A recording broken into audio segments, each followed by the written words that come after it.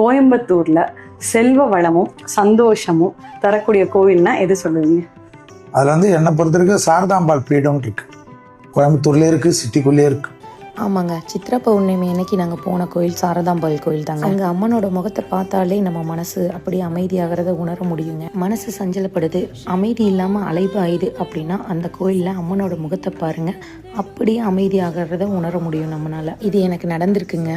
குழப்பமான சமயங்களில் நிறைய நேரத்தில் போய் அந்த அம்மனோட முகத்தை பார்க்கும்போது அப்படியே மனம் அமைதியாகும். குழந்தைங்களோட கல்விக்காக மிகச்சிறந்த கோயிலுங்க. இங்கே வித்யாரம்பம் நிறைய பேர் ஆரம்பிப்பாங்க. அம்மனோட 4 கைகளில் ஒரு கையில் புத்தகமும் வச்சுருப்பாங்க. கல்விக்கு மிக சிறந்த கோயிலாகவும் இருக்குங்க இது. சிருங்கேரியில் ஆதிசங்கரால் நிறுவப்பட்ட சாரதாம்பாள் கோயிலை தான் இங்கே வந்து ட்ரஸ்ட் மூலியமாக வச்சுருக்காங்கங்க. ரேஸ் கோர்ஸில் தான் இந்த கோயில் இருக்குது. டைம் இருக்கும்போது போய் பார்த்துட்டு வாங்க. இந்த மாதிரி இன்ஃபர்மேஷனுக்கு என்னோட பேஜை ஃபாலோ பண்ணிக்கோங்க.